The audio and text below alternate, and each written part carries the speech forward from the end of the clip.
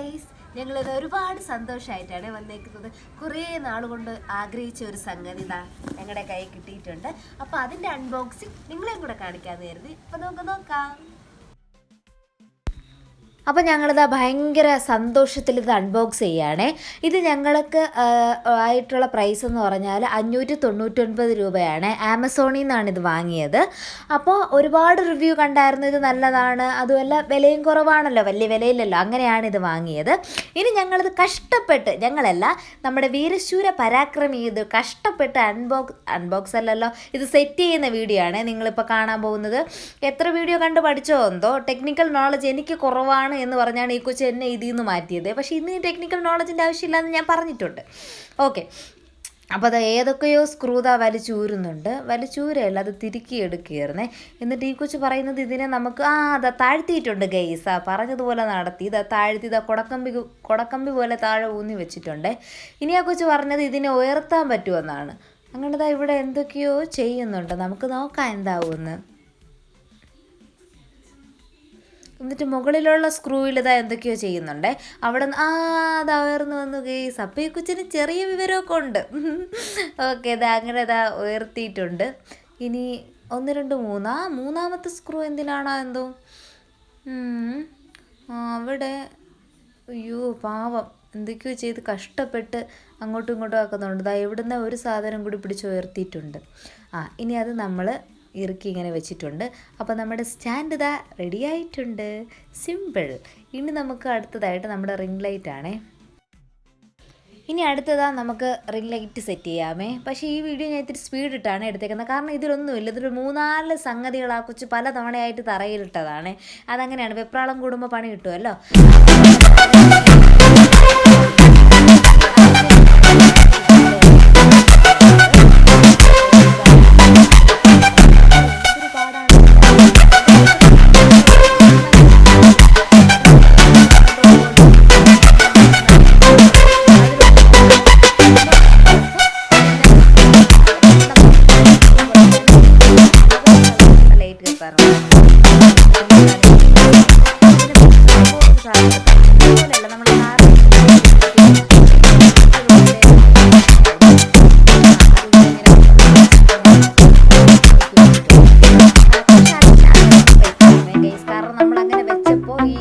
അങ്ങോട്ടും ഇങ്ങോട്ടും ആട്ടത്തോടാട്ടമായിരുന്നു. അങ്ങനെ ഞങ്ങൾ രണ്ടാമത് ഇളക്കിയിട്ടാണ് വെച്ചത്. എന്നിട്ട് റിംഗ് ലൈറ്റ് അതിൽ വെച്ചിട്ട് ഇങ്ങനെ കറക്കി എടുത്ത് എല്ലാവരും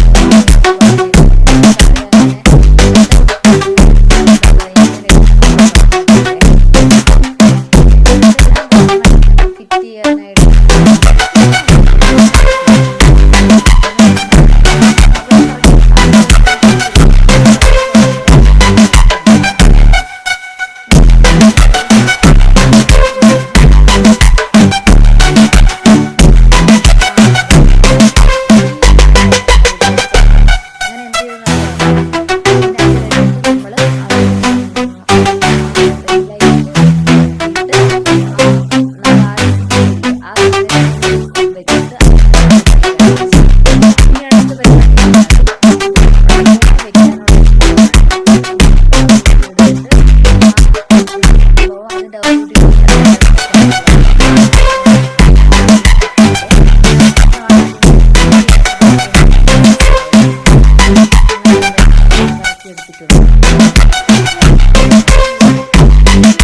കാണിക്കണത്.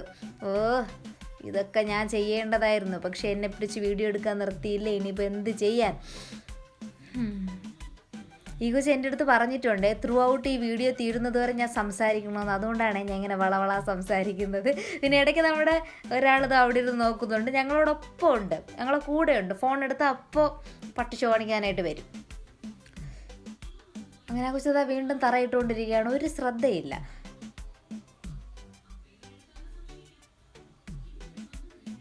അങ്ങനെ ഒടുവിൽ കറക്കി എടുത്തിട്ടുണ്ട് ഗൈസ്. ഇനി നമ്മൾ ഫോൺ വെക്കാനുള്ള ഈ കുട്ടി സ്റ്റാൻഡ് അതിലോട്ട് ഫിറ്റ് ചെയ്യുകയാണേ.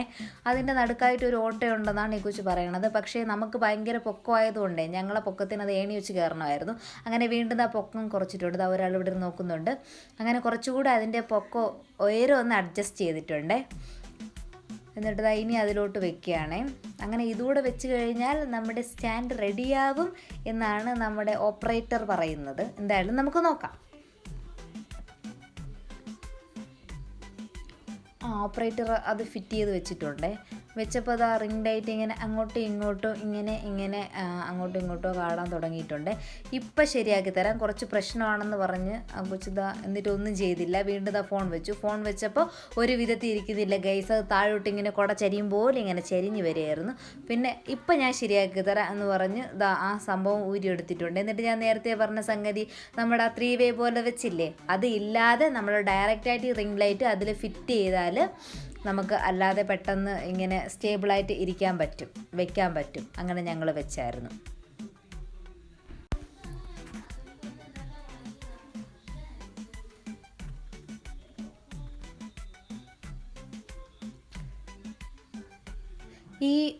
ഈ റെക്കോർഡ് ചെയ്ത ഓഡിയോ പിന്നീട് കേട്ട് നോക്കിയപ്പോഴാണ് മനസ്സിലായത് ഈ ഒരു സംഭവം ഞാൻ കഴിഞ്ഞ 3 തവണയായിട്ട് ഇങ്ങനെ റിപ്പീറ്റ് ചെയ്ത് പറഞ്ഞുകൊണ്ടിരിക്കുകയാണ്. നിങ്ങളെന്നോട് ക്ഷമിക്കണം, എന്തെങ്കിലുമൊക്കെ പറയണമല്ലോ എന്ന് കരുതിയാണ് ഞാൻ പറയുന്നത്. പിന്നെ ബാക്ക്ഗ്രൗണ്ട് മ്യൂസിക്കൊക്കെ പറ്റും പോലെ കൊടുത്തിട്ടുണ്ട്, എന്നാലും നിങ്ങളെ ബോറടിപ്പിക്കാൻ പാടില്ലല്ലോ. അങ്ങനെ വീണ്ടും അവിടെ വെച്ചിട്ട് താഴെയുള്ള വയറൊക്കെ കുരുക്കി എടുത്തിട്ട് ഇങ്ങനെ അവസാനം എടുത്തിട്ടുണ്ട്. ഇനി നമ്മൾ ഫോൺ വയ്ക്കാൻ പോവുകയാണ് ഗൈസ്. അങ്ങനെ ഞങ്ങളുടെ ഉദ്യമത്തിൻ്റെ അവസാന ഘട്ടത്തിലോട്ട് ഞങ്ങൾ കടക്കുകയാണ്.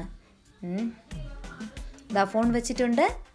അപ്പോൾ എന്നിട്ട് ഞാൻ ചോദിച്ചു ഫോൺ കുറച്ചുകൂടെ അകത്തോട്ട് തള്ളി വെക്കാൻ പറ്റൂലേന്ന് ചോദിച്ചപ്പോൾ ഇങ്ങനെ പറ്റുള്ളൂ എന്ന് പറഞ്ഞു.